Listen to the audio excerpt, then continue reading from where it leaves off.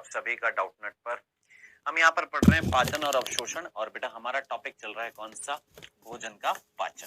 ठीक है, तो इसको आगे कंटिन्यू करते हैं दोस्त। देखिए पिछले लेक्चर में बेटा हम लोगों ने पाचन ग्रंथियों की बात करी थी, जिसमें हम लोगों ने सबसे पहले बात करी थी किसकी? हमारी लार ग्रंथियों की। लार ग्रंथियां हम लोगों ने पढ़ी थी। कौन कौन सी थी? 3 प्रकार की थी, जस्ट याद दिला रहा हूँ। एक थी हमारी कौन सी? कर्णपूर्व, पैरोटिड बोला था। एक थी अधोजंब अवचुबकी, और एक थी अधोजीवा। 3 थी, है ना। इसमें सबसे बड़ी ये थी, सबसे छोटी ये थी, और इसकी नलिका सबसे बड़ी थी। ये वो ग्रंथि थी जिससे क्या निकलता है? टाइलिन निकलता। ये हमने पढ़ लिया था। ये कहां पर मिल रही थी? कान के पास में, गाल में मिल रही थी। ये कहां पर मिल रही थी? निचले वाले जबड़े में मिल रही थी। ये कहां मिल रही थी? जीभ के नीचे मिल रही थी। तो लोकेशन मेन है, क्योंकि हमारी एनसीईआरटी में मेन सिर्फ लोकेशन ही बता रखी थी। किसकी? नाम दे रखे और लोकेशन बता रखी थी, और बता रखा है कि भैया ये लार निकालती है। ठीक है, बस इतना सही था। ठीक है, फिर उसके बाद हमने पढ़ा था हमारी शरीर की सबसे बड़ी ग्रंथि जिसका नाम है लीवर यानी यकृत। इस यकृत के बारे में ढेर सारी बातें करी थी कि शरीर की सबसे बड़ी ग्रंथि होती है ना। वजन इसका 1.25 से 1.5 किलो के आसपास होता है। डायाफ्राम के नीचे दाईं ओर होती है। 500 से ज्यादा इसके कार्य होते हैं। 2 पालियों में बटी होती है। रंग गहरा भूरा होता है। फिर ये जो 2 पालियां जो थी, ये 2 पालियां, ये पाली, ये पूरी एक पाली है, ये पूरी एक पाली है। 60% पोर्शन ये बनाती है, 40% पोर्शन ये बनाती है। हमने बात करी थी। प्रत्येक पाली के अंदर हजारों लाखों क्या मिल रही है? पालिकाएं मिल रही हैं। हमने एक पालिका निकाल कर देखी। प्रत्येक पालिका के ऊपर एक संयोजी ऊतक का एक आवरण था जिसका नाम ग्लिसन्स कैप्सूल था। ये हमने पढ़ा था। प्रत्येक पालिका के अंदर यकृत कोशिकाएं मिल रही थी, रज्जु के रूप में मिल रही थी, और इनके अंदर एक नलिका थी। इनके अंदर एक नलिका थी। इस रज्जु के अंदर क्या थी? जिसका नाम था पित्त नलिकाएं। ये सारी पित्त नलिकाएं मिलकर इस पालिका से निकल रही है। ऐसी कई सारी पालिकाओं से पित्त नलिकाएं निकलकर पूरे पाली से एक कॉमन नलिका निकलेगी, जिसको हमने बोला यकृत वाहिनी। तो टोटल आपकी 2 यकृत वाहिनी थी। एक यहां से यकृत वाहिनी निकली, एक यहां से यकृत वाहिनी निकली। एक दाहिनी यकृत वाहिनी, एक बाहिनी यकृत वाहिनी, दोनों मिलकर क्या बन गई? यकृत वाहिनी। इसके नीचे मिल रहा था क्या? पित्ताशय, जिसके अंदर पित्तरस संचित होता है। तो पित्ताशय की वाहिनी और यकृत वाहिनी दोनों मिलकर क्या बन गई थी? मूल यकृत वाहिनी। ये हमने बात करी थी। फिर हमने बात करी थी ये मूल यकृत वाहिनी नीचे आई, और अग्नाशय ग्रंथि से जो नलिका निकली थी उसका नाम था अग्नाशय वाहिनी। उसके साथ जुड़कर, दोनों जुड़कर, कौन सी? अग्नाशय वाहिनी और मूल यकृत वाहिनी, ये दोनों जुड़कर क्या बना दी? यकृत अग्नाशय वाहिनी का निर्माण कर दिया। ये गुलाबी रंग की कौन है? यकृत अग्नाशय वाहिनी है। अब ये यकृत अग्नाशय वाहिनी का सिरा जो था, उस पर एक अवरोधनी मिल रही थी जो डिसाइड करेगी कि कौन सा रस यहां पर आएगा। दोनों देखो, दोनों देख, ये 2 नलिकाएं हैं। ये एक नलिका, ये दूसरी नलिका। अब ये दोनों नलिकाओं से रस आ रहा है। एक यहां से रस आ रहा है, एक यहां से रस आ रहा है। अब यहां पर एक अवरोधनी है, एक अवरोधनी है। अब उस अवरोधनी में मान ले 2 गेट है। एक ऊपर की तरफ गेट है, एक नीचे की तरफ गेट है। इस गेट से कौन सा आएगा? मान लो पित्तरस आएगा, और इस गेट से कौन आएगा? अग्नाशय रस। तो ये अवरोधनी डिसाइड करेगी कि पहले कौन से रस को अंदर डालें, किसमें? ग्रहणी में। ठीक, ये भी चीज समझ में आ गई। इस अवरोधनी का नाम क्या था? ओडी अवरोधनी। हमने बोला आमाशय के अंदर कौन आया था? मुख से जब हमने भोजन को चबाया, लार के साथ मिक्स किया, मिक्स करने के बाद में बोलस बन गया। वो बोलस पेट में गया। पेट में जठर रस ने काम किया। जठर रस कैसा था? अम्लीय था। जठर रस ने उस बोलस को एक पेस्ट में बदल दिया, जिसको हमने काइम बोला। अब ये काइम कहां से आएगा? सर इस अमाशय से होता हुआ छोटी आंत की ग्रहणी में आएगा। मैंने कहा यस। अब जब वो ग्रहणी में आएगा, ग्रहणी में आएगा तो अपने साथ कैसा वातावरण लेकर आएगा? आप बोलेंगे अम्लीय। अब हमने इस अम्लीय वातावरण जो आ रहा है, सबसे पहला प्रश्न आता है कि सर ये जो यहां पर, रुकिए अभी मैं आगे ये जो चीजें लिखी हुई हैं इनको पढ़ने से पहले मैं आपको बताता हूं कि दोस्त ये अगर ग्रहणी है, कौन है बेटा? ये ग्रहणी है। और इस ग्रहणी के अंदर जो काइम आ रहा है, यहां से ये काइम था, ये काइम जो यहां पर आ रहा है, ये अपने साथ कैसा वातावरण लेकर आ रहा है? अम्लीय। तो अब यहां पर 2 प्रश्न है। पहला प्रश्न क्या कि सर ये जो अपना अम्लीय वातावरण है इसको क्षारीय में बदलना पड़ेगा। क्यों? क्योंकि यहाँ पर जो अग्नाशय से जो, ये मैं आपको पिछले लेक्चर में बता दिया था, अग्नाशय से रस से जो अग्नाशय रस निकलेगा, अग्नाशय से जो रस निकलेगा, अग्नाशय रस, उसके एंजाइम क्षारीय माध्यम में काम करते हैं। लेकिन यहाँ पर माध्यम कौन सा आ रहा था? अम्लीय। तो पहला चीज ये कि हमें इस अम्लीय माध्यम को क्षारीय माध्यम में कन्वर्ट करना पड़ेगा। कौन करेगा? अभी देखते हैं। दूसरा प्रश्न आपके दिमाग में ये बनना चाहिए कि सर यहाँ पर अम्लीय वातावरण था HCl के कारण, जिससे प्रोटेक्ट करने का काम किसने किया था? सर यहाँ पर श्लेष्मा की स्तर मिल रही थी। तो श्लेष्मा की जो स्तर जो थी, याद करिए, उसने तो प्रोटेक्ट कर दिया। लेकिन ये भोजन जब अपने साथ अम्लीय वातावरण लाएगा तो साहब वो अम्लीय वातावरण यहाँ पर भी तो नुकसान पहुंचा सकता है। यहाँ पर श्लेष्मा कौन स्त्रावित करेगा? यहाँ पर अंदर की तरफ श्लेष्मा कौन निकालेगा?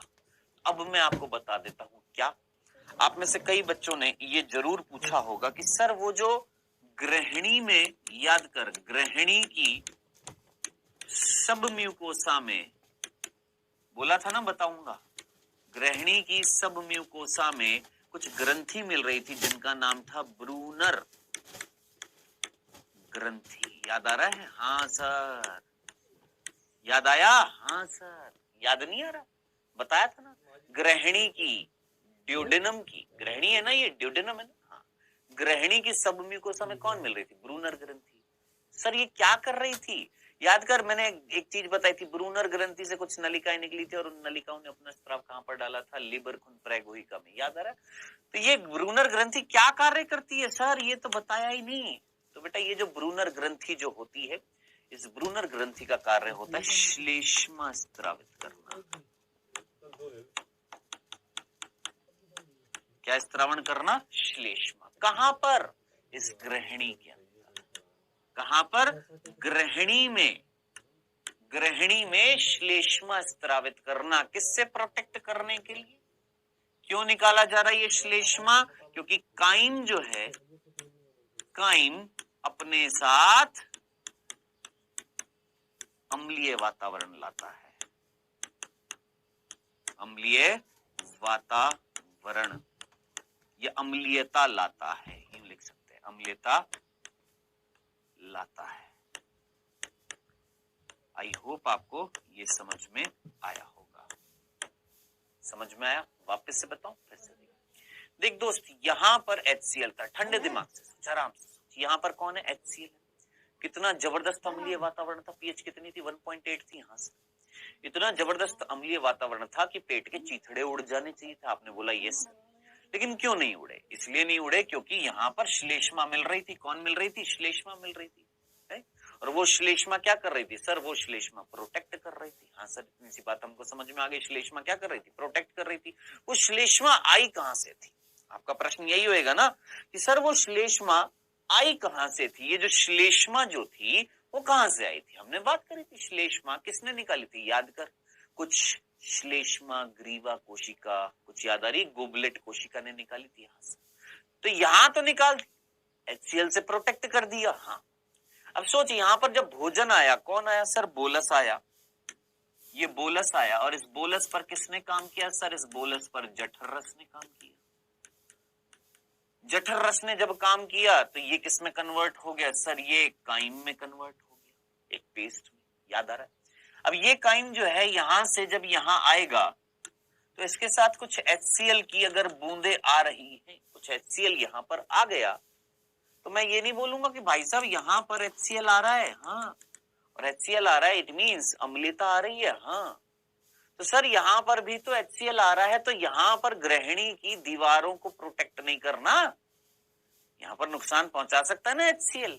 ये काइम जो अपने साथ थोड़ा बहुत HCl अगर ले आया, अम्ल ले आया, तो नुकसान पहुंचा सकता है ग्रहिणी की भित्तियों को। यस, तो कैसे प्रोटेक्ट करेंगे? यहां पर तो है ही नहीं कौन? श्लेष्मा ग्रीवा कोशिका यहां थोड़ी ना है। तो यहां पर श्लेष्मा कौन निकालेगा उस अम्ल से बचाने के लिए? तो वो ग्रहिणी की सब म्यूकोसा में जो ब्रूनर ग्रंथि थी वो निकालती है। क्या? श्लेष्मा। किसको प्रोटेक्ट करने के लिए? ग्रहिणी को प्रोटेक्ट करने के लिए। किसको प्रोटेक्ट करने के लिए बेटा? ग्रहिणी को प्रोटेक्ट करने के लिए। क्यों? प्रश्न होएगा क्यों? आपका आंसर था, क्योंकि ग्रहणी में जो काइम आ रहा है वो अपने साथ क्या लेकर आ रहा है? अम्लता लाता है। डन, क्लियर, समझ में आ गया? चलो सर, एक चीज तो हमें समझ में आ गई, ये जो ब्रूनर ग्रंथि जो थी, जो कई बच्चे पूछ रहे थे सर ब्रूनर ग्रंथि का कार्य क्या है, कार्य क्या है, तो ये चीज समझ में आ गई होगी। डन, अब आ जाते हैं सर, ये तो समझ में आ गया, प्रोटेक्ट कर लिया किससे? अम्ल से। अब बात आ रही है कि यहां से अग्नाशय से और ऊपर से अग्नाशय से अग्नाशयी वाहिनी और ऊपर से आपकी पित्त वाहिनी, या मैं बोलूंगा क्या, यकृत वाहिनी है, आ रही थी। मूल यकृत वाहिनी दोनों जुड़कर यहाँ पर खुल रही थी, है ना, याद आ रहा है। अब आप मुझे बताइए, आपके हिसाब से क्या पहले कौन सा रस निकलना चाहिए? देखिए अभी तक हमने अम्लीय वातावरण को क्षारीय में नहीं बदला है, अभी तक यहाँ पर अम्लीय वातावरण है, ठीक है, उससे प्रोटेक्ट हमने कर लिया दीवारों को, किससे? उस अम्लीय वातावरण से। किसके द्वारा? श्लेष्मा के द्वारा, जो ब्रूनर ग्रंथि ने निकाल दिया। अब हमारा काम क्या है सर? ये जो अग्नाशय ग्रंथि से जो अग्नाशय रस निकल रहा है, उस रस के एंजाइम क्षारीय माध्यम में काम करेंगे, नहीं तो नहीं करेंगे। तो हमारा काम क्या होगा? अम्लीय वातावरण को क्षारीय वातावरण में बदलना। तो वो कौन करेगा? तो अब हम बात करेंगे किसकी? पित्त रस की। तो ये जो पित्त रस जो निकाला था बेटा, किसने? आपके यकृत ने स्त्रावित किया था। अब इसकी बात करेंगे, ठीक है। तो यकृत ने स्त्रावित किया था, हाँ सर, यकृत ने स्त्रावित किया था। क्या स्त्रावित किया था बेटा? यहाँ पर पित्त रस स्त्रावित किया था, जिसको हम बाइल जूस बोलते हैं, ठीक है। सबसे पहला बिंदु याद रखना, बाइल जूस जो होता है यानी पित्त रस जो होता है, एकमात्र हमारे अंदर ऐसा पाचनीय रस होता है जिसमें एंजाइम नहीं होते हैं। याद रखना, एकमात्र पाचनीय रस जिसमें एंजाइम अनुपस्थित होते हैं।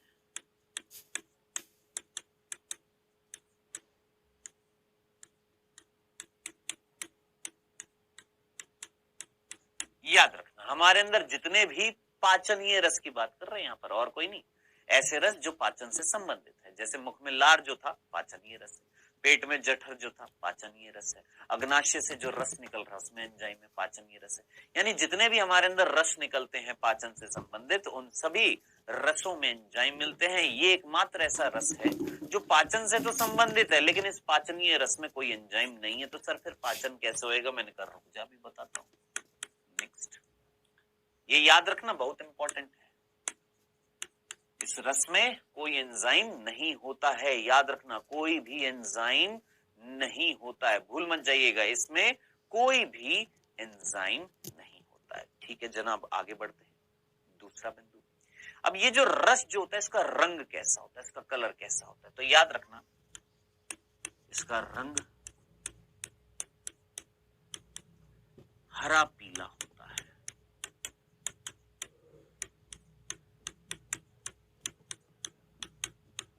अब आप बोलेंगे किसके कारण हरा पीला होता है? आप पूछेंगे ना सर किसके कारण ये रंग हरा पीला होता है, पूछेंगे ना? Yes sir. अब ये हरा पीला रंग जो होता है, दो वर्णकों के कारण होता है, दो पिगमेंट्स के कारण होता है। एक होता है बिली रूबिन और एक है बिली वर्डन। ऐसा यहाँ पर बिली रूबिन बिली वर्डन लिखा है, एक बार मैं चेक कर लेता हूँ, कहीं मैं पढ़ाता जाऊं और लिखा ही ना हो। बिली रूबिन बिली वर्डन,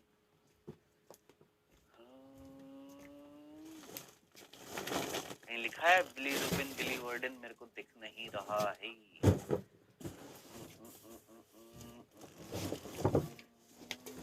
देखिएगा यहाँ पर कहीं दिख रहा है बिली रूबिन, हाँ दिख गया, बिली रूबिन और बिली वर्डन लिखा हुआ है। वेरी गुड, बिली रूबिन बिली वर्डन। एक्चुअली ये बिली रूबिन है, बिली लिखा हुआ है, बिली रूबिन और बिली वर्डन, ठीक है। सो बिली रूबिन बिली वर्डन, सर इंग्लिश में क्या बोलते हैं बेटा? इंग्लिश में भी यही बोलते हैं, बिली रूबिन और बिली लिक्विड। ठीक है, सो ये दो वर्णक होते हैं, दो पिगमेंट्स होते हैं आपके। ठीक है, और ये दो वर्णक जो होते हैं ये रंग प्रदान करते हैं इस रस को, बस इनका यही काम है। ठीक है, और क्या होता है सर, ये तो समझ में आ गया, इसमें एंजाइम है नहीं, रंग इनका ऐसा है, मिलता क्या है, कैसे पाचन कैसे करेंगे, तो मेन चीज है इनमें मिलते हैं लवण, इनमें इस रस में बोलूंगा, इस रस में लवण मिलते हैं, लवण मतलब सॉल्ट्स। अब ये जो चीज जो है ये हमारी एनसीईआरटी में नहीं है, ये मेरे को समझानी पड़ेगी।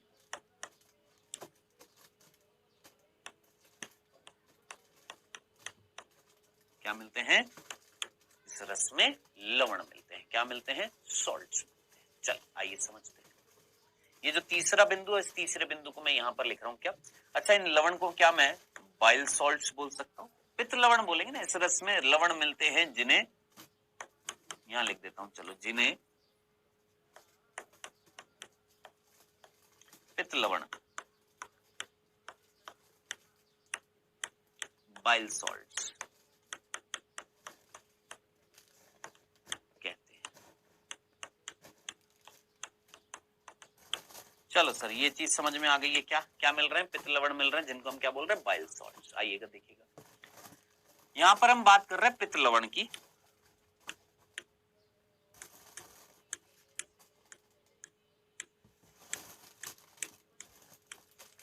बेटा पित्त लवण जो है दो प्रकार के हैं यहां पर, कौन कौन से दो प्रकार के, एक है कार्बनिक लवण और एक है अकार्बनिक लवण। कौन से, एक है अकार्बनिक लवण है और एक कार्बनिक लवण है।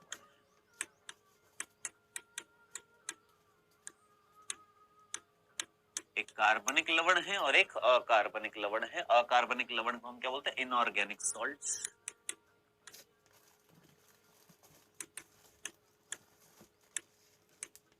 और कार्बनिक लवण को हम क्या बोलेंगे, ऑर्गेनिक सॉल्ट्स। ठीक है, एक आपके ऑर्गेनिक सॉल्ट्स है, एक आपके इनऑर्गेनिक सॉल्ट्स। डन। अब बात आ रही है सर कार्बनिक और अकार्बनिक का मतलब क्या होता है, ये आप बहुत अच्छे तरीके से जानते हैं। कार्बनिक का मतलब जिसमें कार्बन और हाइड्रोजन की श्रृंखला होती है, जिसको हम हाइड्रोकार्बन चेन्स बोलते हैं ना, इतना तो पता है, केमिस्ट्री में भी जानते हैं ना। ऑर्गेनिक, इनऑर्गेनिक, कार्बनिक, अकार्बनिक। कई बच्चे सोचते हैं कार्बनिक का मतलब जिसमें सिर्फ कार्बन है, नहीं, हाइड्रोकार्बन की श्रृंखला, कार्बन और हाइड्रोजन की श्रृंखला जो होती है। ठीक है, अब देखिए यहां पर आपके जो अकार्बनिक लवण है वो कौन से हैं, सोडियम क्लोराइड, सोडियम बाइकार्बोनेट, मात्र दो याद रखते हैं, सोडियम क्लोराइड, सोडियम बाइकार्बोनेट, ये आपने मात्र दो अकार्बनिक लवण आपने याद रखने हैं। और कार्बनिक लवण आपने दो याद रखने हैं, सोडियम ग्लाइकोकोलेट। सर हिंदी में भाई यही लिखूंगा, सोडियम, सोडियम के लिए Na होता है, ग्लाइकोकोलेट, ले दोस्त चीज तो वही है। और एक है सोडियम टोरोकोलेट। अब बोलेंगे सर इंग्लिश में, टोरोकोलेट। ठीक है जनाब, ओके। ये है आपके कौन से बेटा, ये है हमारे कार्बनिक लवण। ठीक है, और ये थे हमारे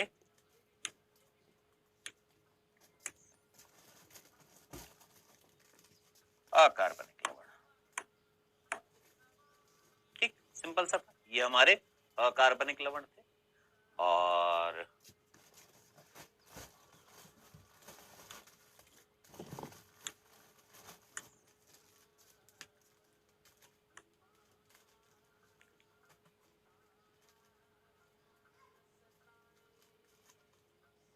ठीक है,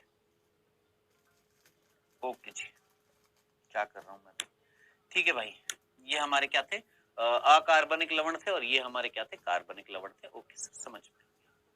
अब बात आ रही है सर बहुत बोरिंग सा लग रहा है, कहना क्या चाह रहे हो। मैं देखिए ये कहना चाह रहा था कि यकृत ने जो पित्तरस स्त्रावित किया वो पित्तरस एकमात्र ऐसा रस था जिसमें एंजाइम नहीं थे। तो आप बोलेंगे सर पाचन कैसे करेगा, मैंने कहा रुक जा, यकृत ने जो पित्तरस स्रावित किया उसका रंग कैसा था, हरा पीला था। आपने बोला किसके कारण, मैंने कहा इन वर्णकों के कारण।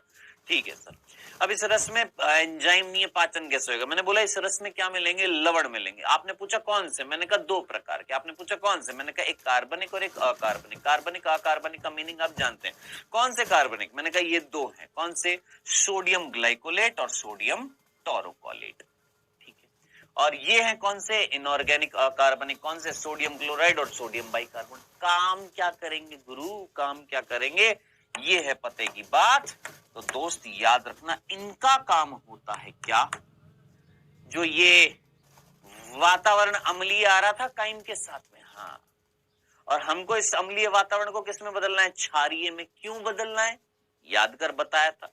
इस अम्लीय वातावरण को क्षारीय में क्यों बदलना है, क्योंकि गुरु यहां पर जो अग्नाशय रस के जो एंजाइम हैं वो क्षारीय माध्यम में काम करेंगे। जो यहाँ पर रस में अग्नाशय रस के जो एंजाइम हैं वो क्षारीय में करेंगे। लेकिन यहाँ से कैसा आ रहा था, अम्लीय आ रहा, तो अम्लीय को क्षारीय में नहीं बदलना है, ये सर बदलना है।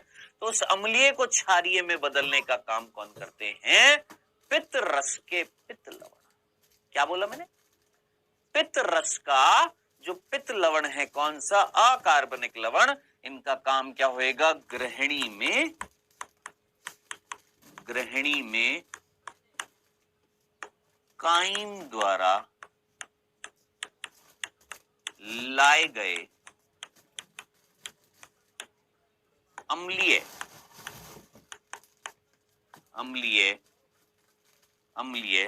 अम्लीयता को क्षारीय, ये अम्लीय माध्यम को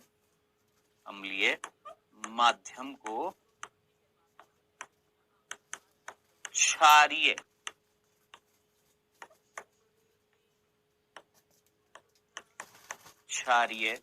माध्यम में बदलना।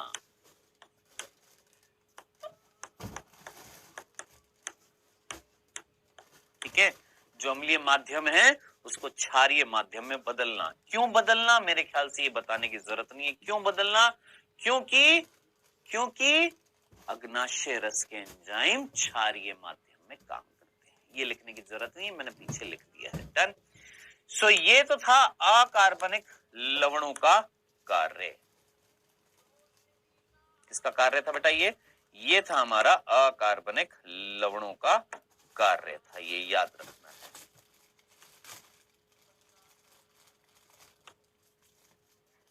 ठीक है, अब बात करते सर ये कार्बनिक लवण क्या करेंगे। मैंने कहा आइए, क्या तुमने यहां पर अभी कोई पाचन वाचन देख लिया क्या है दोस्त, बताइए, क्या तुमने यहां तक अभी कोई पाचन देख लिया, क्या हमने कोई पाचन देखा अभी छोटी आंत में अभी तक। सोच, यहां पर छोटी आंत में काइम आया, क्या तुमने अभी तक काइम का कोई पाचन देखा, नहीं। अभी तुमने यहां पर जैसे ही काइम आया तो सबसे पहले तुमने कौन सा रस निकाला, सोच, दिमाग लगा। जैसे ही अमाशय में तो तुमने देख लिया पाचन, अमाशय से जैसे ही छोटी आंत में काइम आया तो सबसे पहला काम तुम्हारे हिसाब से क्या होना चाहिए सर, सबसे पहला काम ब्रूनर ग्रंथि ने प्रोटेक्ट कर लिया अम्लीय वातावरण से। सबसे पहला काम है अम्लीय वातावरण को क्षारीय में बदलना। किसने बदला सर, पित्त रस निकला यहां पर। सबसे पहले ओडी की अवरोधनी जो थी उसने सबसे पहले पित्त रस निकाला। पित्त रस के अकार्बनिक लवणों ने अम्लीय वातावरण को क्षारीय वातावरण में बदल दिया। ठीक है, अब इसके बाद क्या आएगा सर, अब अग्नाशय रस के एंजाइम काम करेंगे। मैंने कहा रुक जा, अभी नहीं, पहले ये भी तो काम करेगा। अभी पहले कौन सा रस निकला सर, पहले पित्त रस निकला है। पहले कौन सा रस निकला, पित्त रस निकला है। अब उस पित्त रस के ये दोनों लवण काम कर रहे हैं। पहले अकार्बनिक लवणों ने काम कर दिया, क्षारीय माध्यम में बदल दिया है। अब कार्बनिक लवण काम करेंगे। अब सर ये क्या करेंगे, ध्यान से सुन, ये जो यहाँ पे काइम आ रहा है, कौन आ रहा है, काइम जो आ रहा है बेटा, कौन आ रहा है, काइम। इस काइम में वसा होगी, हाँ सर, ये वसा की बड़ी बड़ी गोलिकाएं होती है। याद रखना, वसा जो होती है वो बड़ी बड़ी गोलिकाओं के रूप में होती है। तो काइम जो आ रहा था उस काइम में क्या थी, वसा थी, और उस वसा की ये जो बड़ी बड़ी गोलिकाएं थी, इन वसा की बड़ी बड़ी गोलिकाओं को छोटी छोटी गोलिकाओं में बदलना। ये जो वसा की जो बड़ी बड़ी गोलिकाएं थी, इन वसा की बड़ी बड़ी जो गोलिकाएं हैं, इन बड़ी बड़ी गोलिकाओं को छोटी छोटी गोलिकाओं में बदलना, इस प्रक्रिया को क्या बोल रहे हैं? जरा सोचिए, क्या ये आपको एक प्रकार का पाचन नहीं दिख रहा? नहीं टूट रही वसा, वसा टूट रही है ना। वसा की ये बड़ी बड़ी गोलिकाएं छोटी छोटी गोलिकाओं में टूट रही है। ये वसा जो है बड़ी बड़ी थी, ये छोटे छोटे भागों में टूट रही है। एक तरीके से पाचन नहीं हो रहा? हो रहा है। लेकिन क्या पूर्ण हो गया? नहीं नहीं नहीं, अभी नहीं हुआ पूर्ण पाचन। नहीं, हमने बस जस्ट वसा को छोटे छोटे भागों में तोड़ दिया है? इस प्रक्रिया को बोला जाता है वसा का इमल्सी। वसा का इमल्सी, अंग्रेजी में पाई, हिंदी में एक और वर्ड होता है पाइसी, पाइसी करण भी बोलते हैं, इंग्लिश में इमल्सिफिकेशन कहते हैं। तो आई होप आपको इमल्सिफिकेशन, पाइसीकरण या इमल्सीकरण ये मीनिंग समझ में आ गया होगा। तो वसा की बड़ी बड़ी जो वसा जो आ रही थी, उनको छोटी छोटी वसा में तोड़ देना, ये काम करते हैं कौन? पित्त लवण। और कौन से पित्त लवण बेटा? सॉरी, ये कौन से पित्त लवण करते हैं? कार्बनिक पित्त लवण। ये काम कौन कर रहा है सर? ये काम जो है ये कर रहे हैं कौन? ये कार्बनिक पित्त लवण कर रहे थे, ऑर्गेनिक सॉल्ट्स कर रहे थे। क्या कर रहे थे? जो वसा आ रही थी उसकी वसा की जो बड़ी बड़ी गोलिकाएं हैं उनको छोटी छोटी गोलिकाओं में बदलना, ये काम था किसका? कार्बनिक लवणों का। अब सर पहली बात तो ये सोचो कि आपको पित्तरस का कार्य समझ में आ गया। पित्तरस क्या कार्य कर रहा है? सोच, पित्तरस में एक भी एंजाइम नहीं है, फिर भी पित्तरस ने क्या पाचन नहीं करा दिया? देख, वसा का नहीं कराया है, कराया नहीं है क्या? तोड़ा नहीं है वसा को, इमल्सिफिकेशन नहीं करा दिया, इमल्सीकरण यस करा रहा है, बिना एंजाइम के करा रहा है। आखिर कौन करा रहा है? पित्त लवण करा रहा है। कौन सा? कार्बनिक। अकार्बनिक क्या कर रहा था सर? यहाँ पर जो अम्लीय वातावरण है उसको क्षारीय में बदल रहा है। क्यों बदल रहा है? क्योंकि इस पित्त रस के बाद में अब जब अग्नाशय रस आएगा तो अग्नाशय रस के एंजाइम क्षारीय माध्यम में काम करेंगे। दंडना दंडन क्लियर है? अब इधर ध्यान से सुनो, इधर ध्यान से सुनो। अब आप पूछेंगे सर ये क्यों किया था? इसका भी कारण बता दो, ये ऐसा क्यों किया था? इसका भी मैं रीजन बताता हूँ। आखिर वसा की बड़ी बड़ी गोलिकाओं को छोटी छोटी गोलिकाओं में हमने क्यों तोड़ा? रीजन क्या था? इधर ध्यान से सुनना। ये जो अग्नाशय है ना बेटा, यस, इस अग्नाशय के अंदर एंजाइम होंगे। यस, एक एंजाइम है जिसका नाम है अग्नाशय लाइपेज।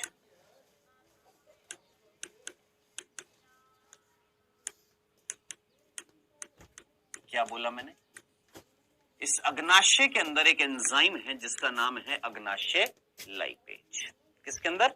इस अग्नाशय ग्रंथि से एक एंजाइम निकल रहा है जिसका नाम है अग्नाशय लाइपेज। और ये अग्नाशय लाइपेज हमेशा याद रखना इमल्सीकृत वसा पर कार्य करता है।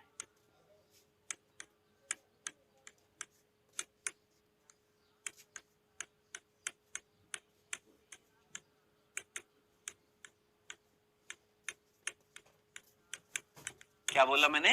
ये जो अग्नाशय है ना, अग्नाशय के अंदर एक एंजाइम है, वैसे ढेर सारे होते हैं जिसमें से ये अग्नाशय लाइपेज। और अग्नाशय लाइपेज जो है ये हमेशा इमल्सीकृत वसा पर कार्य करता है। इमल्सीकृत वसा मींस ये छोटी छोटी गोलिकाओं पर कार्य करता है। अब खुद थोड़ा सा कॉमन सेंस लगा दोस्त, लगा लॉजिक लगा, दिमाग लगा।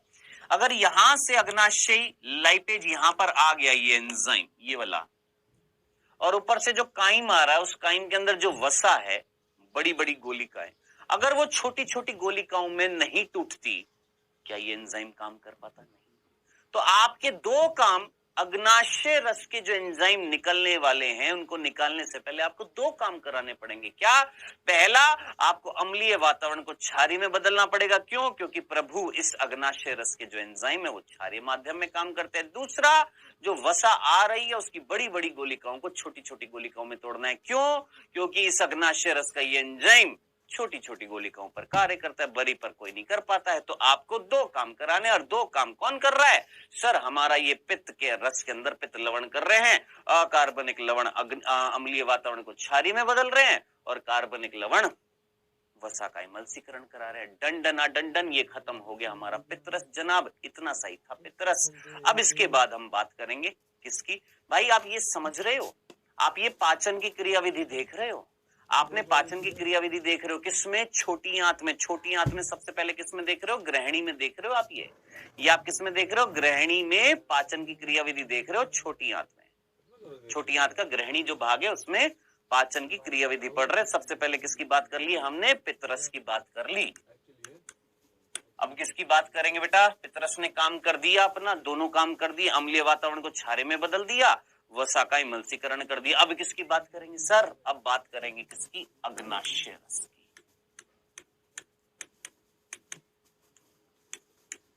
अग्नाशय रस की, क्योंकि अग्नाशय रस से जो एंजाइम निकलेंगे जो पाचन कराने वाले। आइए पढ़ते हैं किसके बारे में बेटा?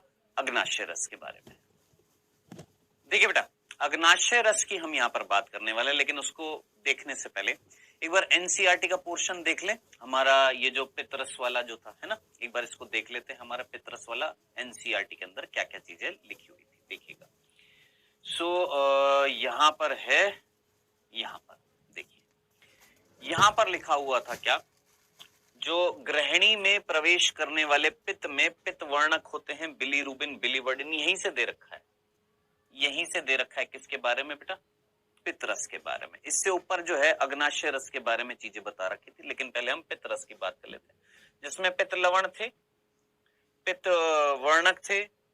उसके अलावा कुछ कोलेस्ट्रॉल और फॉस्फोलिपिड्स भी होते हैं, है ना, ये याद रख लेना। कुछ कोलेस्ट्रॉल, कुछ मात्रा में कोलेस्ट्रॉल, कुछ मात्रा में कोलेस्ट्रॉल और फॉस्फोलिपिड्स भी होते हैं, ठीक है, किसमें? पित्तरस में। अब ये वेस्ट मटेरियल होता है, एक तरीके का वेस्ट होता है। मेन है कौन? मेन है पित्त वर्णक, और मेन है कौन? यहाँ पर पित्त लवण, ठीक है। अब यहाँ पर साफ साफ मैंने आपको बताया था कोई भी एंजाइम इसके अंदर नहीं होता, ये भी मैंने आपको बता दिया, इसमें कोई भी एंजाइम नहीं होता। सारा का सारा काम कौन करते हैं? आपके पित्त लवण करते हैं। अब यहाँ पर दो प्रकार के लवण बता नहीं रखे, जो मैंने आपको बता दिए, एक कार्बनिक और एक अकार्बनिक, ये याद रखने हैं, है ना। अब पित्तरस जो है वो किस चीज में हेल्प कर रहा था? वसा के इमल्सीकरण में। किस चीज में हेल्प कर रहा था बेटा? वसा के इमल्सीकरण में। वसा का जो क्या हो रहा था? इमल्सीकरण हो रहा था। उस वसा के इमल्सीकरण में ये क्या कर रहा था? हेल्प कर रहा था, ठीक है। और इसको छोटे छोटे कणों में तोड़ रहा था, जिनको मिसल्स कण बोलते हैं हम, है ना, केमिस्ट्री में पढ़ा होगा आपने मिसल्स, ठीक है, तोड़ दिया। और साथ साथ क्या कर रहा था? देखो, ये काम तो किसने कर दिया था? याद करो, वसा का इमल्सीकरण किसने कर दिया था? कार्बनिक लवणों ने किया था। हाँ सर, किया था कि नहीं किया था? हाँ सर, किया था ना। इससे क्या फायदा होगा? इससे क्या होगा? एक तो अम्लीय वातावरण को क्षारीय में तो करेगा ही करेगा, उसके साथ साथ वसा का इमल्सीकरण कर दिया, वसा को छोटी छोटी गोलिकाओं में तोड़ दिया। क्यों तोड़ा था? सोच, अभी तेरे को बताया क्यों तोड़ा था। इसका फायदा क्या होगा? क्योंकि अग्नाशय रस के अंदर जो अग्नाशय लाइपेज होगा वो तभी तो काम कर पाएगा। तो इसने देख एनसीईआरटी ने क्या खेला है यहाँ पर? क्या? पित्त लाइपेज, पित्त जो होता है वो लाइपेज एंजाइम को सक्रिय करता है। कौन से लाइपेज को दोस्त? अग्नाशय। ये लिखना भूल गया हमारी एनसीईआरटी। ये जो पित्त जो होता है ना, वो अग्नाशय रस के लाइपेज एंजाइम को सक्रिय करता है। ये बच्चे जब पढ़ते हैं सीधा एनसीईआरटी उठा लेते हैं, टीचर से सुनते हैं, कईयों से सुन लेते हैं, बेटा एनसीईआरटी पढ़ के जाओ, सिलेक्शन हो जाएगा।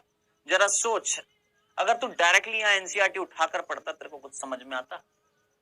पित्त लाइपेज एंजाइम को सक्रिय करता है, मतलब सोच में पड़ जाता कि आखिर ये पित्त लाइपेज एंजाइम को सक्रिय करता है। कौन से लाइपेज को? कहां का लाइपेज?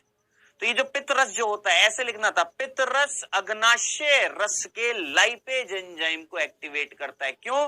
क्योंकि पित्तरस जब वसा का इमल्सीकरण करता है, छोटी छोटी गोलिकाएं बनती हैं, तो ही उन छोटी छोटी गोलिकाओं पर ये काम कर पाता है अग्नाशय का लाइपेज।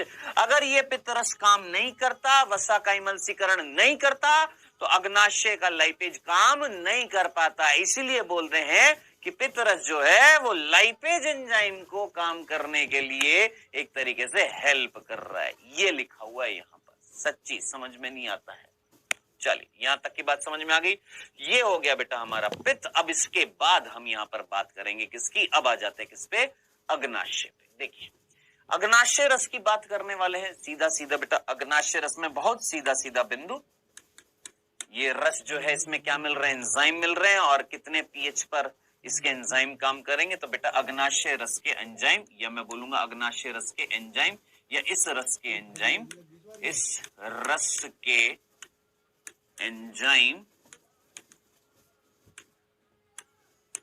पीएच 7.8, सीधा कितने पीएच 7.8 पर क्रियाशील होते हैं। अब खुद सोच लीजिए ये पीएच आपको क्या बता रही है, क्या ये पीएच आपको क्षारीय माध्यम नहीं बता रही। तो सीधा सीधा इस रस के एंजाइम पीएच 7.8 पर क्रियाशील होते हैं।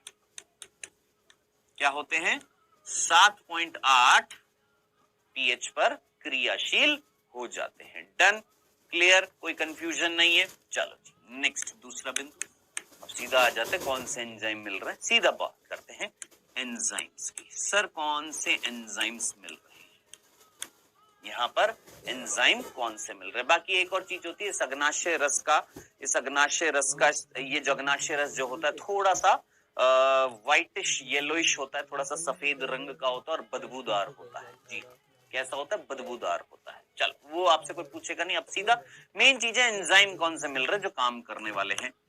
अब ध्यान से सुनिएगा क्योंकि यहां पर है सबसे इंपॉर्टेंट बिंदु।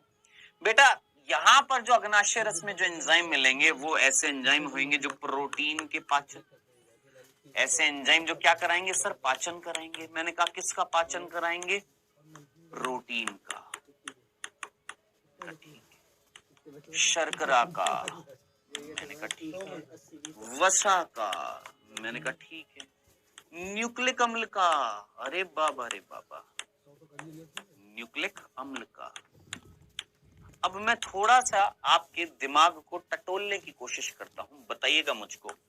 आपने सबसे पहले पढ़ा कि भैया पाचन जो होता है आपके शरीर में कहाँ होता है, मुख में होता है। जल्दी से सोचो आपके मुख में इनमें से किस चीज का पाचन हुआ था, मुख में। याद कर सर, मुख में केवल और केवल किसका हुआ था सर, केवल और केवल शर्करा का पाचन हुआ था। किसमें, मुख में। याद कर, दिमाग लगा, सोच। मुख में केवल किसका हुआ था, स्टार्च का हुआ था, ना ही प्रोटीन का, ना ही वसा का, ना ही न्यूक्लिक अम्ल का। डन।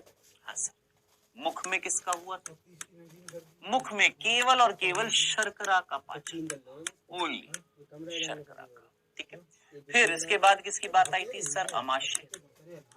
याद कर अमाशय में किसका होता, सर अमाशय में प्रोटीन का हुआ था, पेप्सिन याद आ रहा है, प्रोटीन का हुआ था, प्लस लिटिल अमाउंट में वसा, न्यूनतम मात्रा में, न्यूनतम मात्रा लिख रहा हूं मैं यहाँ पर, न्यूनतम मात्रा में किसका हुआ था, वसा का होता। मेन किसका हुआ था, प्रोटीन का। ठीक है, अब बात कर रहे छोटी आंत की, छोटी आंत की। और मैंने आपको बताया छोटी आंत में हम सबसे पहले किसकी बात करेंगे सर, ग्रहणी की। किसकी बात करेंगे, ग्रहणी की। अब ग्रहणी में जरा सोच, तुमने वसा का कराया नहीं कराया, इमेजिन कर, वसा का कराया या नहीं कराया, थोड़ा इमल्सीकरण नहीं करा दिया। हाँ सर, वसा का इमल्सीकरण करा दिया। ये सर वसा का इमल्सीकरण करा दिया, करा दिया। छोटी छोटी गोलिकाओं में नहीं बदल दिया। हाँ, वसा का पाचन नहीं हुआ, ये हुआ है ना, ग्रहणी में ही हुआ है। अब इसी ग्रहणी में और भी तो पाचन कराना है। अब जरा सोच, ये किसने कराया था, ये पित्तरस ने। भाई यहाँ पर कौन से रस ने काम किया था, जरा सोच। मुख में कौन से रस ने काम किया था सर, लार ने किया। अमाशय में किसने किया, जठर रस ने किया। हाँ सर। अब छोटी आंत की ग्रहणी में दो रस काम करेंगे, एक तो किसने कर दिया सर, पित्तरस ने काम कर दिया, एक तो पित्तरस ने काम कर दिया। अब किसकी बज्जी है, किसकी बारी है सर, अग्नाशय रस की बारी है। अग्नाशय रस निकलेगा, वो अपना काम करेगा, ग्रहणी में हो जाएगा, फिर उसके बाद बचेगा क्या, अग्रशुद्रांत और शुद्रांत। अब इसके बाद किसकी बारी होएगी भैया, अब इसके बाद बारी होएगी किसकी, अग्नाशय रस की। और अग्नाशय रस जो होएगा उसमें जो एंजाइम है वो मेन है, जो किस किस का पाचन कराएंगे सर, जो प्रोटीन का भी कराएंगे, जो शर्करा का भी कराएंगे, जो वसा का भी कराएंगे, जो न्यूक्लिक अम्ल का भी कराएंगे। लेकिन ये जो पाचन यहां पर इन सब का होएगा, जो अग्नाशय रस कराएगा, वो पूर्ण नहीं होएगा, वो अपूर्ण होएगा। अपूर्ण का मतलब कंप्लीट नहीं होएगा, अपूर्ण पाचन होएगा। अभी पूरा पाचन नहीं होएगा, क्योंकि पूरा पाचन इसके बाद, ग्रहणी के बाद किसमें होएगा? अग्र शुद्रांत्र और शुद्रांत्र में होएगा। ठीक है, आइए बात करते हैं अग्नाशय रस के एंजाइमों की। ध्यान से सुनना। सबसे पहले हम जो एंजाइम पढ़ेंगे वो एंजाइम जो शर्करा के पाचन से संबंधित होएगा। ठीक है, आइएगा ध्यान से सुनिएगा। अग्नाशय लिख रहा हूं, हेडिंग डाल रहा हूं, अग्नाशय एंजाइम।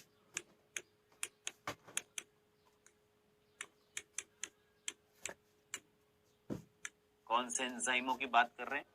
अग्नाशय एंजाइमों की बात कर रहे हैं। सबसे पहला जो एंजाइम जो है उसका नाम है अग्नाशय अमाइलेज। फर्स्ट एंजाइम अग्नाशय अमाइलेज। सबसे पहला जो एंजाइम है उसका नाम है अग्नाशय अमाइलेज। अब दोस्त याद कर, तेरे को देखते हैं कितनी बातें याद हैं। जल्दी से मुझे बता, सोच समझ कर मुझे बता, क्या तेरे को याद नहीं है? दिमाग लगा, क्या तेरे को याद नहीं है? 30% स्टार्च का पाचन किसने किया था? सर लार अमाइलेज ने। क्या नाम था? टाइलेन था ना। बाकी मैक्सिमम है 70% जो बच गई है स्टार्च, उसका कौन करेगा? है याद कर, छोटी आंत का ही लिखा था। हाँ, तो जो अग्नाशय अमाइलेज है वो किसका पाचन करेगा सर? जो बाकी रिमेनिंग जो स्टार्च है, जो बाकी रिमेनिंग जो मंड है 70% है जी, उसका पाचन करेगा और इसको किस में बदल देगा सर? माल्टोज में। किस में बदल दिया? माल्टोज में बदल दिया है। बताइए, क्या ये सिंपल सी बात आपको समझ में आ गई? क्या आपने यहां पर शर्करा का पाचन कराया?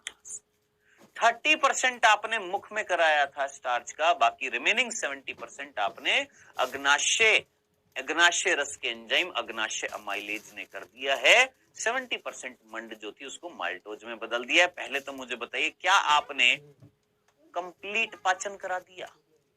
कंप्लीट पाचन कब कहलाएगा? जब पूर्ण रूप से क्या बन जाए? मोनोसेकेराइड। कौन बने? ग्लूकोज। ये कौन है?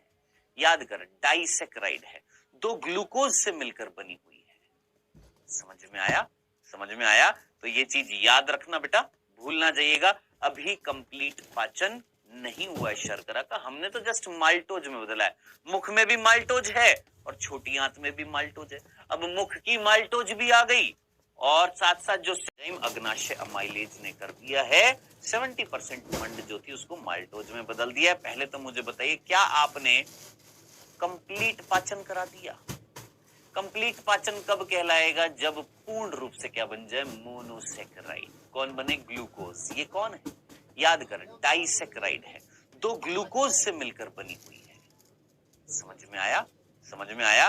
तो ये चीज याद रखना बेटा, भूल ना जाइएगा। अभी कंप्लीट पाचन नहीं हुआ है शर्करा का, हमने तो जस्ट माल्टोज में बदला है। मुख में भी माल्टोज है और छोटी आंत में भी माल्टोज है। अब मुख की माल्टोज भी आ गई और साथ साथ जो 70% मंड बचा था वो छोटी आंत में, वो भी बदल गया किसमें? माल्टोज में। अब इस माल्टोज का क्या होएगा अभी देखेंगे, बाद में देखेंगे। चलो, सो यहाँ पर अग्नाशय एंजाइम जो थे उसमें सबसे पहला एंजाइम था अग्नाशय अमाइलेज। इस अग्नाशय अमाइलेज ने इसका पाचन करा दिया, शर्करा का पाचन हमने करा दिया है। क्या हमने अग्नाशय रस के इस एंजाइम की बात कर ली जो किसके पाचन से संबंधित था? शर्करा। कौन? अग्नाशय amylase. Done done done done, clear है? चले आगे। अब बात करते हैं किसकी बेटा जी? यहाँ पर सीधा सीधा वसा की बात करते हैं। शर्करा बात कर ली, अब वसा की बात करते हैं। आइए, दूसरा एंजाइम अग्नाशय लाइपेज। अग्नाशय लाइपेज, बता क्या ये नाम सुना हुआ है? हाँ सर बहुत पहले सुना था। अरे बांगड़ू अभी थोड़ी देर पहले ही तो सुना था, याद कर। अग्नाशय लाइपेज अभी तेरे को थोड़ी देर पहले बताया था कि भाई साहब ये जो अग्नाशय लाइपेज जो है, ये जो अग्नाशय रस का जो अग्नाशय लाइपेज है, ये केवल इमल्सीकृत वसा पर कार्य करता है। इमल्सीकृत वसा का मतलब छोटी छोटे गोलिकाएं किसके? वसा के, इन पर कार्य करता है। तो इनको बनाना पड़ेगा। ऊपर से तो बड़ी बड़ी वसा आ रही है, नहीं? देख यहां से जो वसा आ रही है काई में वो बड़ी बड़ी है, और यहाँ का जो अग्नाशय लाइपेज है वो छोटी छोटी पर काम करता है। तो बड़ी बड़ी को छोटी छोटी में बदलना पड़ेगा। वो किसने कर दिया? पितरस के पित्त लवण ने कर दिया। कौन से पित्त लवण ने कर दिया था? सर ये हमारे कार्बनिक लवण ने कर दिया था। है खत्म, ठीक है। तो भाई साहब मेरे ख्याल से इसमें कुछ दोहराई नहीं होएगा। अब ये अग्नाशय लाइपेज किस पे काम करेगा? इमल्सीकृत वसा पर कार्य करेगा। बोल सकता हूं? इमल्सीकृत वसा पर काम करेगा ना? हाँ, वसा इमल्सीकृत हो गई है। हाँ, ये जो छोटी छोटी गोलिकाएं हैं इन पर काम करेगा। किसकी? छोटी छोटी इमल्सीकृत वसा की गोलिकाएं हैं, इन पर काम करेगा। और इसको किस में बदलेगा? इसको किस में बदलेगा? अब जैवअणु चैप्टर आपको याद होगा। कौन सा चैप्टर? जैवअणु पढ़ा है ना? जैवअणु चैप्टर जब पढ़ा था तो याद कर, वहां पर जैवअणु चैप्टर में क्या तेरे को याद आ रहा है?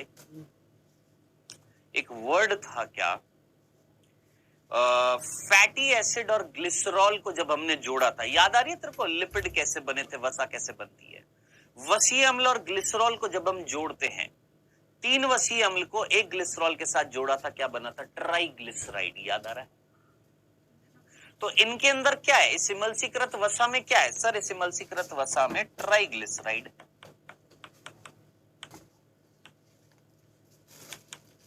ज्यादातर वसा में क्या मिलते हैं? ट्राइग्लिसराइड। तो ये अग्नाशय लाइपेज इस इमल्सीकृत वसा के ट्राइग्लिसराइड, इसके अंदर ट्राइग्लिसराइड है, इन छोटी छोटी गोलिकाओं में ट्राइग्लिसराइड है, उन ट्राइग्लिसराइड को बदलेगा डाइग्लिसराइड।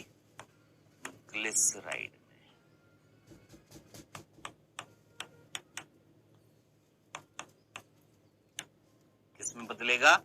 डाइग्लिसराइड में बदलेगा। किसमें बदलेगा बेटा? ट्राइग्लिसराइड को किसमें बदलेगा? डाइग्लिसराइड में बदलेगा। ट्राइग्लिसराइड को किसमें बदलेगा? डाइग्लिसराइड में बदल दिया। चलो जी, ट्राइग्लिसराइड जो है डाइग्लिसराइड में बदल चुकी है। अब आगे अराउंड 80% डाइग्लिसराइड रहेगी, लेकिन 20% डाइग्लिसराइड जो है उसको भी तोड़ देगा। किसमें? पूर्ण पाचन करा देगा मोनोग्लिसराइड में। या मैं बोलूंगा ये जो डाइग्लिसराइड है, इस डाइग्लिसराइड को बदल दिया किसमें? मोनोग्लिसराइड में। जगह नहीं है, यहां पर लिख देता हूं। किसमें बदल दिया? मोनोग्लिसराइड। चलो 80-20% छोड़ो, सीधा सीधा याद रखो। सीधा सीधा याद रखना है। क्या सीधा सीधा याद रखना है? तो सीधा सीधा क्या बेटा कि भाई अग्नाशय लाइपेज किस पर काम कर रहा है? सर अग्नाशय लाइपेज जो है इमल्सीकृत वसा पर कार्य कर रहा था। मैंने कहा ठीक है, इमल्सीकृत वसा कैसे बनी थी? कहीं ना कहीं पित्त लवण ने बनाई थी। बड़ी बड़ी जो वसा आ रही थी उनको छोटे छोटे टुकड़ों में तोड़ दिया। इन छोटे छोटे टुकड़ों में क्या है? ट्राइग्लिसराइड है। ट्राइग्लिसराइड का मतलब क्या था? 3 वसीय अम्ल एक ग्लिसरॉल से जब जुड़ते थे तो उसको हमने बोला था ट्राइग्लिसराइड। ट्राइग्लिसराइड को तोड़ दिया किसमें? डाइग्लिसराइड। यानी 3 वसीय अम्ल में से एक वसीय अम्ल को हटा दिया, केवल 2 रह गए। क्या? केवल 2 वसीय अम्ल रह गए। किससे? एक ग्लिसरॉल से जुड़े हुए। फिर डाइग्लिसराइड को और तोड़ दिया किसमें? मोनोग्लिसराइड में। यानी एक वसीय अम्ल एक ग्लिसरॉल से जुड़ा हुआ है, लेकिन अभी भी जुड़ा हुआ है। क्या कंप्लीट पाचन करा दिया? क्या कंप्लीट पाचन करा दिया? नहीं, अभी भी कौन है? मोनोग्लिसराइड। कौन है अभी भी? मोनोग्लिसराइड। यानी वसीय अम्ल अभी भी किससे जुड़ा हुआ है? ग्लिसरॉल से। जब ये वसीय अम्ल अलग हो जाए, ग्लिसरॉल अलग हो जाए, तब मैं बोलूंगा क्या हो गया? पूर्ण पाचन हो गया। किसका? लिपिड्स का, यानी वसा का। अभी भी पूर्ण नहीं हुआ, लेकिन पाचन तो हुआ ना। हाँ सर, तो ये हो गया काम हमारा वसा का। ये किसने कर दिया बेटा? वसा का पाचन करने वाला जो एंजाइम था वो कौन था? शर्करा का पाचन करने वाला एंजाइम कौन था? आई होप ये चीज समझ में आ गई होगी। अग्नाशय अमाइलेज शर्करा का पाचन करा रहा है। शर्करा का पाचन, ठीक है। और ये किसका करा रहा है? वसा का पाचन। किसका पाचन करा रहा था? वसा का। डंडना डंडन। अब बात करते हैं यहां पर किसकी? प्रोटीन की। मेन है यहां पर सबसे इंपॉर्टेंट प्रोटीन, ये समझना बहुत जरूरी है। देख यहां पर जरा इस डायग्राम में देख, यहां पर तेरे को यहां पर अग्नाशय रस के एंजाइम दिखेंगे। यहां पर लिखा हुआ अग्नाशय रस के एंजाइम। प्रोटीन पाचनीय एंजाइम भी है ना। अग्नाशय रस में अमाइलेज देख, सबसे पहले यहां पर अमाइलेज देख, दिख रहा है? अमाइलेज स्टार्च को तोड़ रहा है किसमें? डाइसेक्राइड। डाइसेक्राइड कौन था? माल्टोज। लिख ले यहां पर, लिखती नहीं है हमारी एनसीईआरटी ढंग से, लिख दे यहां पर, माल्टोज में तोड़ दिया। ठीक है। लाइपेज था, अभी अभी बात करिए लाइपेज है। ये लाइपेज क्या कर रहा है? वसा को तोड़ रहा है डाइग्लिसराइड में और फिर मोनोग्लिसराइड में, तोड़ दिया। तो हमने दो देख लिए, एक ये देख लिया, एक ये देख लिया। अब हम बात करने वाले हैं किसकी? प्रोटीन की, है ना। दो देख लिए दोस्त हमने, कौन कौन से देख लिए हैं? एक हमने देख लिया शर्करा का पाचन देख लिया, एक हमने वसा का देख लिया। अब हम बात करने वाले हैं the most important enzyme which are related to the digestion of proteins. अब हम किसकी बात करेंगे? कुछ ऐसे एंजाइमों की बात करेंगे, किसके? अग्नाशय रस की, जो प्रोटीन के पाचन से संबंधित है। कौन से एंजाइम है? आइए बात करते हैं। सबसे पहले एंजाइमों की बात करते हैं तीन। तीसरा बिंदु, पहला बिंदु ये एंजाइम शर्करा के पाचन से, दूसरा ये एंजाइम वसा के पाचन से। अब तीन एंजाइम, तीन कौन कौन से? Trypsinogen, chymotrypsinogen,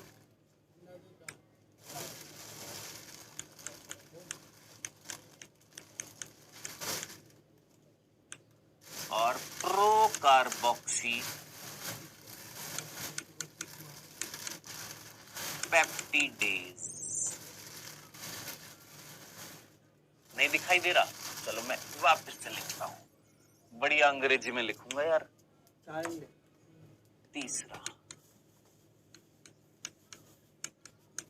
trypsinogen. लो जी, अब तो आएगी स्पेलिंग समझ में। काइमो ट्रिप्सिनोजन, ठीक है जी, और प्रो कार्बोक्सी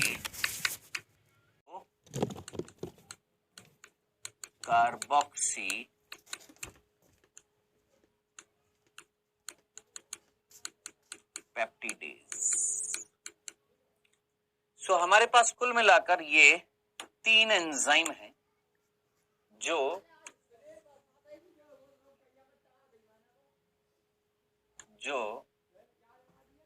किससे संबंधित है बेटा?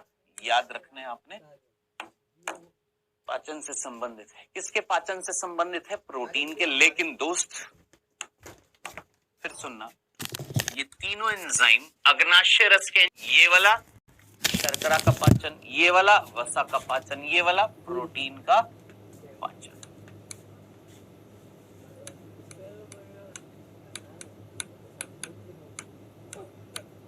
प्रोटीन के पाचन से संबंधित है। लेकिन अब ध्यान से सुनना, ये तीनों के तीनों एंजाइम जो है, तीनों निष्क्रिय हैं। तीनों एंजाइम निष्क्रिय है। जी हाँ सर, ये तीन निष्क्रिय हैं और आप बोल रहे हो प्रोटीन के पाचन से संबंधित है, तो ये कैसे पॉसिबल है? मैंने कहा तीन निष्क्रिय हैं, जब सक्रिय होंगे तो प्रोटीन का पाचन कर देंगे। यानी सर इनको सक्रिय करना पड़ेगा। यस, कैसे होंगे? अब जरा मेरी बात को गौर से सुनना। देख, सबसे पहला बिंदु, ध्यान से सुनिएगा मेरी बात। ट्रिप्सिनोजन जो है, इस ट्रिप्सिनोजन को बदला जाता है सक्रिय रूप ट्रिप्सिन में।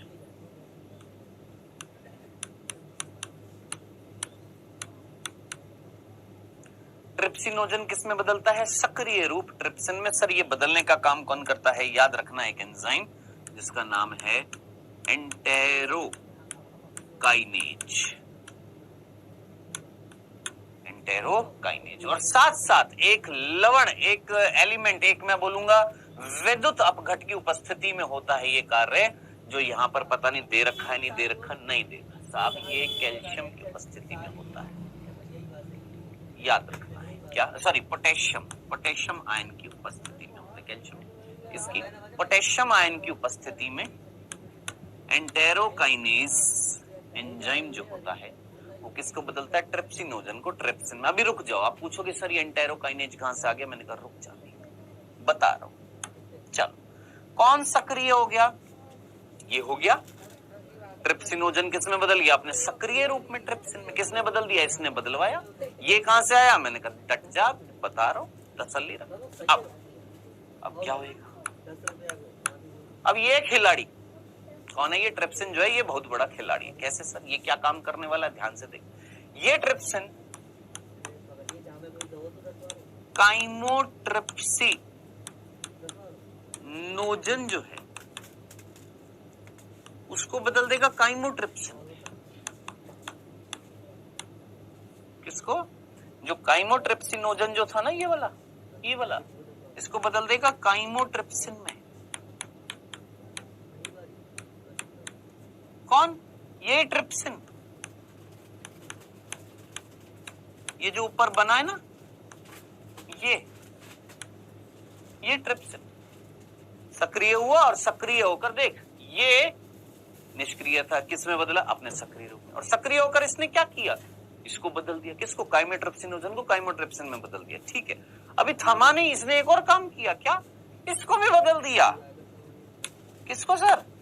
ये जो प्रो कार्बोक्सी पेप्टिडेज था ना, प्रो कार्बोक्सी पेप्टिडेज जो था, इस प्रो कार्बोक्सी पेप्टिडेज को भी बदल दिया। किसमें सर? कार्बोक्सी पेप्टिडेज में।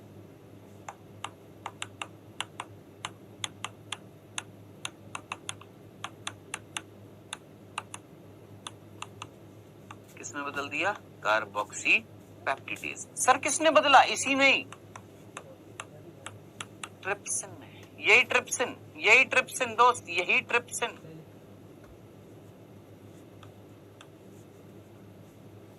यानी ये ट्रिप्सिन, ये जो ट्रिप्सिनोजन था पहले ये कन्वर्ट हुआ सक्रिय रूप में, फिर इस सक्रिय रूप ने इन दोनों को कन्वर्ट कर दिया। समझ में आया? जैसे मैं हूं ट्रिप्सिनोजन, मेरा भाई है काइमोट्रिप्सिनोजन और मेरी बहन है प्रोकार्बोक्सी पेप्टिडेज। ठीक है, मैं था ट्रिप्सिनोजन, मैं पहले सक्रिय हुआ, यानी मैं पला बड़ा अपने पैरों पर खड़ा हुआ। खड़ा होने के बाद मैंने क्या किया? मैंने अपने छोटे भाई और जो बहन जो थी उनको खड़ा किया अपने पैरों पर। अब आ गया समझ में?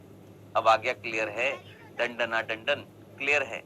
फाइनली आपका ये भी सक्रिय हो चुका है, ये भी हो चुका है, ये भी हो चुका है। वो सक्रिय रूप क्या है?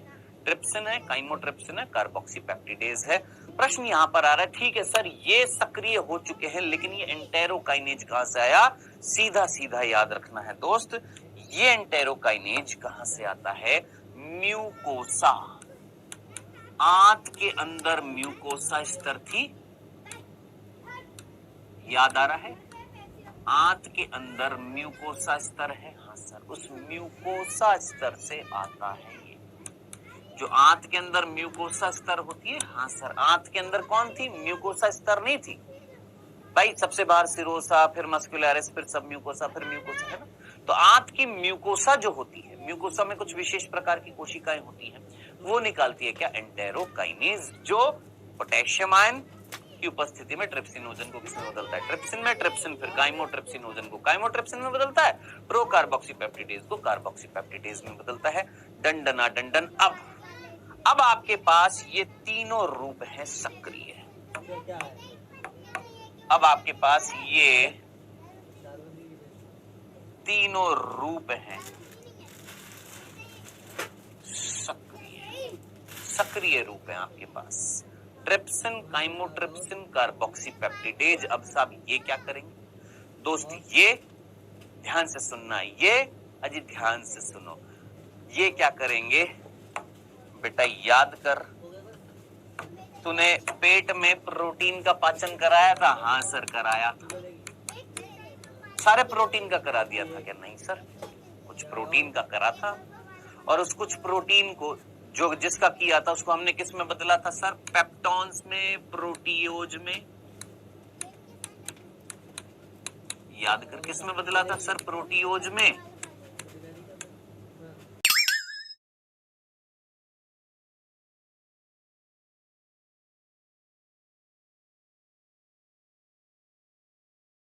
हंड्रेड परसेंट प्रोटीन में से तूने 50% प्रोटीन को बदल दिया था प्रोटीओज और पेप्टॉन्स में, लेकिन 50% अभी भी प्रोटीन रह गया ना। समझ, देख मैंने 100% प्रोटीन खाया, जिसमें से 50% प्रोटीन पेट में बदल चुका था। ये 50% प्रोटीन मेरे पेट में किस में बदला? प्रोटीओज और पेप्टॉन्स में बदल गया। हाँ बदल गया, लेकिन 50% अभी भी बाकी है ना, जो आंत में आएगा। हाँ सर, 50% अभी भी तो बाकी है। तो अब आपके पास वो जो 50% प्रोटीन है वो, और ये भी तो बचा हुआ है, ये भी तो ऊपर से पेट से ही आ रहा है। अब इन सारी चीजों को किस को, जो प्रोटीन बच गया है वो, जो प्रोटीएज ऊपर पेट से आ रहा है, पेप्टॉन्स ऊपर पेट से आ रहा है, उन सभी को प्रोटीन, प्रोटीओज, पेप्टॉन्स, उन सभी को कौन मेरे दोस्त? ट्रिप्सिन। कौन? Trypsin, chymotrypsin.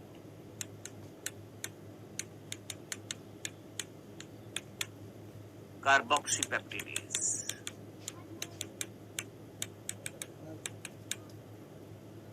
कार्बोक्सीपेप्टिडेज। ठीक है, ये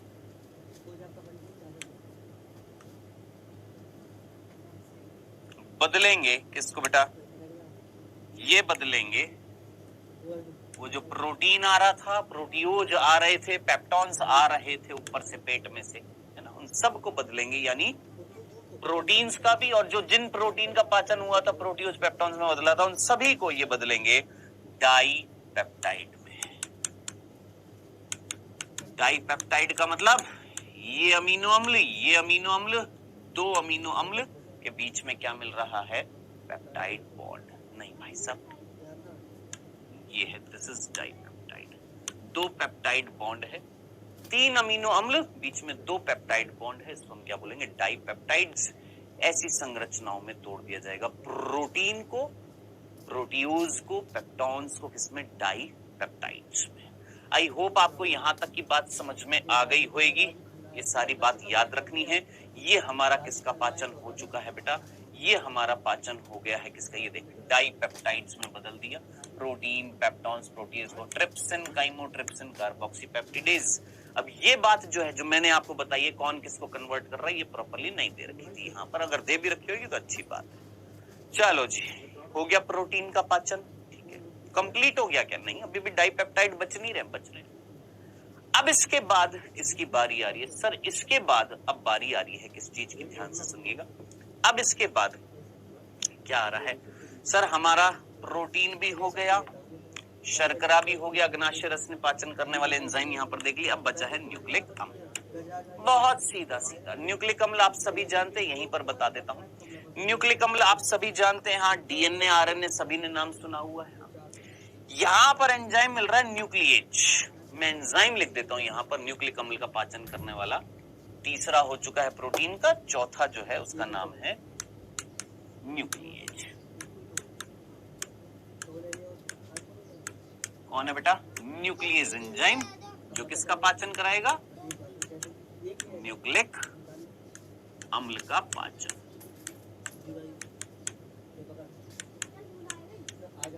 न्यूक्लिक अम्ल का पाचन। तुमको याद आ रहा है? डीएनए, आरएनए सब पढ़ा हुआ है यार, मेरे ख्याल से इसमें ज्यादा टाइम लगाना ही नहीं चाहिए। न्यूक्लिएज क्या करेगा? न्यूक्लिक अम्ल को न्यूक्लियोटाइड में तोड़ेगा, न्यूक्लियोटाइड को न्यूक्लियोसाइड में तोड़ देगा। अब ये मेरे ख्याल से बार बार मेरे दोहराने की जरूरत नहीं है। What is nucleotide, what is nucleoside जानते हैं? एक फॉस्फेट, एक शर्करा, एक नाइट्रोजन क्षार मिलकर क्या कहलाती है? न्यूक्लियोटाइड। और फॉस्फेट हटा दे, केवल शर्करा और नाइट्रोजन क्षार होगी, क्या कहलाएगा? न्यूक्लियोसाइड्स। ठीक है, तो न्यूक्लियोटाइड्स और न्यूक्लियोसाइड में बदल दिया गया है किसके द्वारा? इस आपका जो ये एंजाइम है न्यूक्लिएज, ये क्या करेगा? जो न्यूक्लिक एसिड है, न्यूक्लिक एसिड है कौन? आपके डीएनए या आरएनए, जिनको हम न्यूक्लिक एसिड बोलते हैं, इनको बदल दिया जाएगा किसमें, न्यूक्लियोटाइड में, और फिर न्यूक्लियोटाइड को न्यूक्लियोसाइड में। ठीक है, अभी भी पूर्ण पाचन हो गया? नहीं, तुम फॉस्फेट को अलग कर दो, शर्करा को अलग कर दो और नाइट्रोजन क्षार को अलग कर दो, तब पूर्ण पाचन कहलाएगा ना। तो ना ही अभी न्यूक्लिक अम्ल का पूर्ण पाचन हुआ, लेकिन पाचन तो हुआ। ना ही अभी प्रोटीन का पूर्ण पाचन हुआ, क्योंकि अभी भी डाइपेप्टाइड बचे हैं ना, लेकिन पाचन तो हुआ। ना ही अभी आपके वसा का पूर्ण पाचन हुआ, क्योंकि अभी भी मोनोग्लिसराइड बचा। अभी ये भी तो टूटेगा ना, ये भी तो टूटेगा ना, ये भी तो टूटेगा ना, है? पूर्ण पाचन नहीं हुआ, लेकिन पाचन तो हो रहा है। उसी प्रकार क्या शर्करा का पूर्ण पाचन हो गया? नहीं, अभी तो माल्टोज भी तो टूटेगा ग्लूकोज और ग्लूकोज में, है, लेकिन पाचन तो हुआ ना। तो ये था आपका बेटा जी अग्नाशय रस के एंजाइम, जिन्होंने पाचन कर दिया। अब ये पाचन हमने देख लिया कहां पर, छोटी आंत के ग्रहणी में। अब रह गया है पाचन किसमें, मात्र अग्र शुद्रांत और शुद्रांत्र में पाचन। अब है अग्र शुद्रांत्र और शुद्रांत्र में पाचन। ये हम नेक्स्ट क्लास में देखेंगे। यानी अभी भी रह रहा है पाचन, थोड़ा सा ही, बस एक आंत रस रह गया जिसका नाम सक्कस एंटेरिकस है, उसको देखेंगे और पूरा पाचन कंप्लीट कर देंगे। ठीक है दोस्त, यहां तक की बात। अभी समय हुआ है आपके क्विज का बेटा। पहला प्रश्न आपकी स्क्रीन पर आता हुआ फर्स्ट, यकृत कोशिकाओं द्वारा स्त्रावण होता है। सोचिए, यकृत कोशिका इनमें से क्या स्त्रावित करती है? अमाइलोप्सिन, ट्रिप्सिन, लाइपेज, एंजाइम रहित पित्त। यकृत की कोशिकाओं से क्या स्त्रावित होता है? यकृत की कोशिकाएं क्या स्त्रावित करती हैं? अमाइलेज करती है, अमाइलोप्सिन करती है, ट्रिप्सिन करती है, लाइपेज करती है, एंजाइम रहित पित्त करती है। चलिए जी, दूसरा प्रश्न, पित्त द्वारा वसा का पाइसीकरण कहाँ होता है? पित्त द्वारा वसा का पाइसीकरण यानी इमल्सीकरण कहां पर होता है? ग्रहणी में, यकृत में, अमाशय में, आंत में। पित्त जो है वो वसा का क्या कराती है? पाइसीकरण या इमल्सीकरण कहां पर कराती है? चलो जी, समय हुआ समाप्त। आइए देखते हैं, बहुत सिंपल से प्रश्न थे। यकृत कोशिकाएं क्या स्त्रावित करती है? अमाइलोप्सिन देखा था हमने। अरे यकृत कोशिकाओं ने जो पित्त रस निकाला था उसमें कोई एंजाइम नहीं था, ना लाइपेज था, ना अमाइलोप्सिन था, ना ट्रिप्सिन था, सीधा एंजाइम रहित पित्त का निर्माण किया था। किसने? यकृत कोशिका। भाई यकृत नहीं तो पित्त बनाया था और उस पित्त में कोई एंजाइम नहीं था, खत्म, सीधी सी बात है। दूसरा, पित्त द्वारा वसा का पाइसीकरण कहाँ होता है? बेटा पित्त द्वारा वसा का पाइसीकरण किधर होता है? सीधा सीधा बेटा कहां पर होता है? ग्रहणी में होता है। सारा काम किसमें देखा है हमने? ग्रहणी। खत्म। नेक्स्ट लेक्चर में ये पूरा टॉपिक कंप्लीट कर देंगे। कौन सा? भोजन का पाचन। मिलेंगे नेक्स्ट लेक्चर में। बाय बाय बच्चों, टेक